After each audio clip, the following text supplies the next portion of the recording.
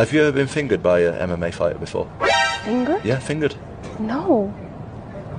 What would it take to To finger me? Yeah. Like, are we talking about the same thing?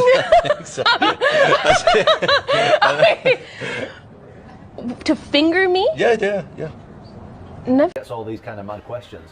And then she asked me, do I want to ask her anything? So I thought I'd throw a weird one in there. She'd asked me, mate, in 20 minutes, am I participating in No Nut November? It's not like we were talking about, oh, how do you think you're going to get on your fight? Oh, have you been fingered before? It wasn't like that. It wasn't one of them That's interviews. like serious. It was not one of them That would be interviews. serious problem. I wasn't, mate. You think I've been there with like Laura Sanko or Megan O'Leary? Absolutely, when we're doing a professional interview, absolutely no chance. Under the context of me and Nina knowing each other and have that kind of banter, and her asking me a million weird questions before, I think it's justified to ask a weird one back.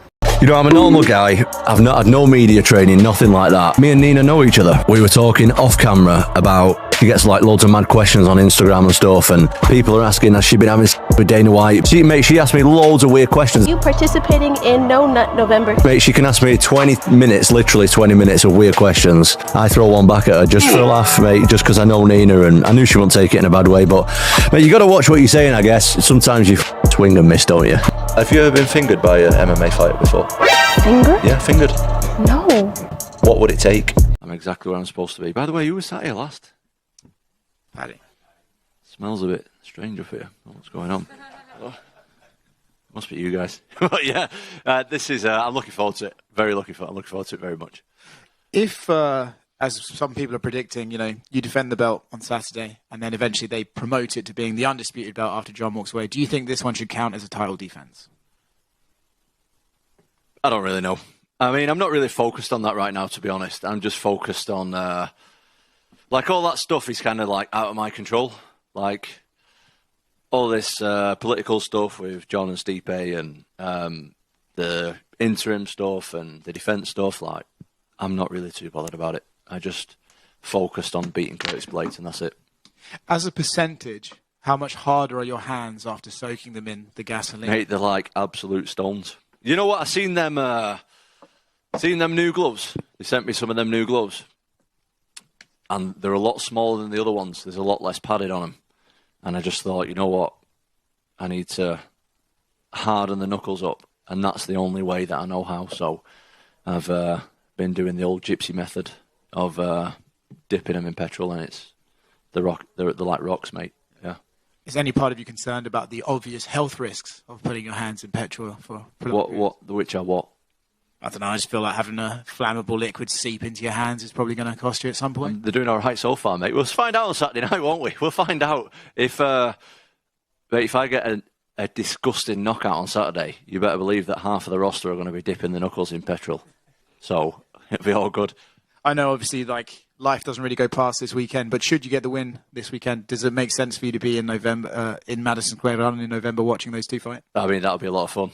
I love New York, love MSG, so that would be great.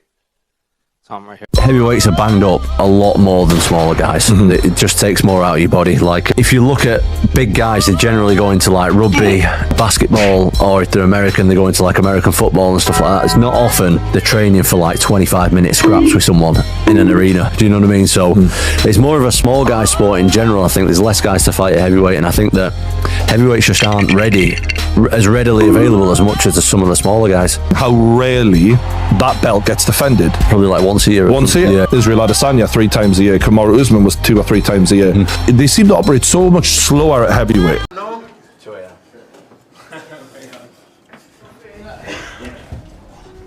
I remember the name. Come on, boys. So let's slide in, boys. Someone hit one. Press the button. Come on, fellas. Yeah, Please. I smell. the vagina just walked in. I smell.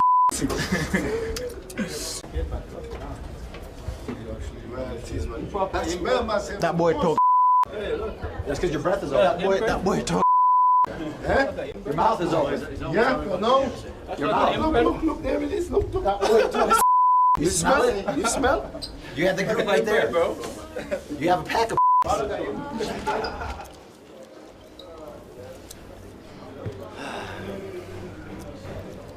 What's the drama?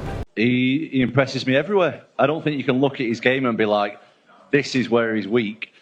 I think the biggest issue that he's got fighting a guy like me is there's not another guy like me in the heavyweight division. It doesn't exist.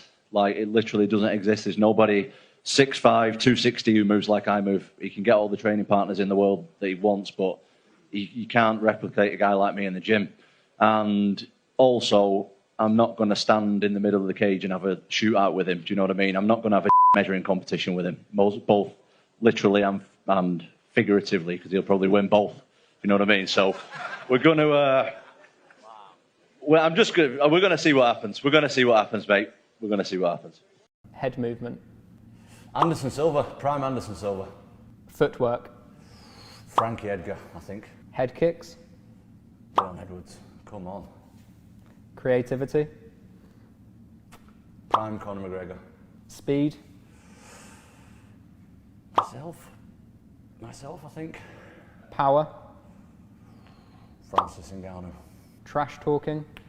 Not really into trash talk, you know. I wouldn't want to trash talk like anyone, but I think the best trash talker in the game was Conor McGregor, definitely. Mentality. Khabib. Nie jesteś gruby teraz. Co się stało?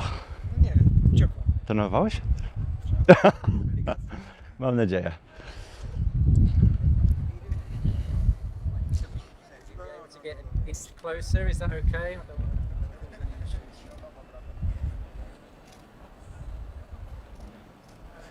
Must be seriously?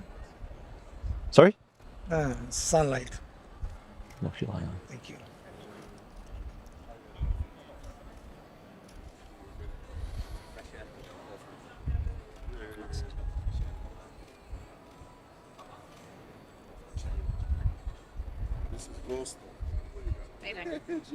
Thanks, guys. Thank you. Thank you. We'll take you down there, Tom. Okay. But thank you, Martin. You're done. Let's go.